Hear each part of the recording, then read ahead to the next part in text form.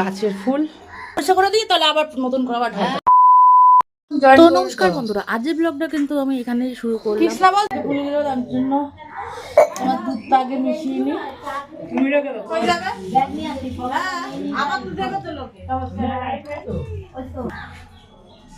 দিলাম মধু, তারপরে দিলাম হচ্ছে ঘি।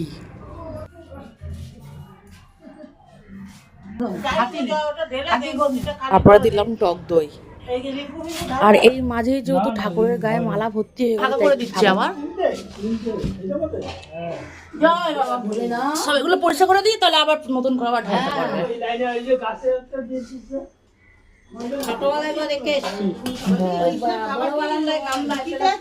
আর যেহেতু মালা পরানোর জায়গা ছিল না, তাই জন্য আমরা আবার সবাই মিলে মন্দির কমিটির লোকেরা মিলে বাবাকে পরিষ্কার করিয়ে দিলাম, ফল টল সরিয়ে দিলাম, মালাগুলো সরিয়ে দিলাম। কে আবার দুয়ের মধ্যে দিয়ে দিলাম হচ্ছে সিদ্ধি, যেটা আমি বাড়ি থেকে নিয়ে এসেছিলাম।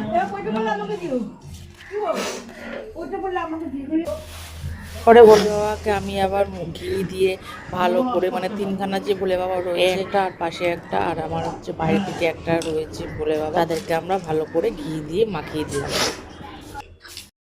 ঘি মাখানোর পর হচ্ছে মধু আর হচ্ছে তোমার টক দই দিয়ে তিনটে শিবলিঙ্গকে ভালো করে মাখিয়ে নিয়ে প্লেন জলে স্নান করিয়ে তারপরে আমি দুধ ঢাললাম। তুমি দেখতেই পাচ্ছ। আর এর আগে তো তোমার দেখলে যে শিবলিঙ্গ মানে হচ্ছে ফুলমালায় ফলে ঢেকে গেছে, সেটা ফাঁকা করতে। তারপরে রাত্রে 8টার সময় আমাদের চলে আসবে ঠাকুর মশাই, তো তোমাদের ওই সেইটাও তোমরা দেখতে পারো। তার আগে আমি সকালবেলা এসে আমি ঘরে না ঢুকে আমি মন্দিরে এসে পুজো দিয়ে দিয়েছিলাম, কারণ হচ্ছে এরপরে সময় পাবো না। কারণ আর এটা হচ্ছে আমার গাছের ফুল।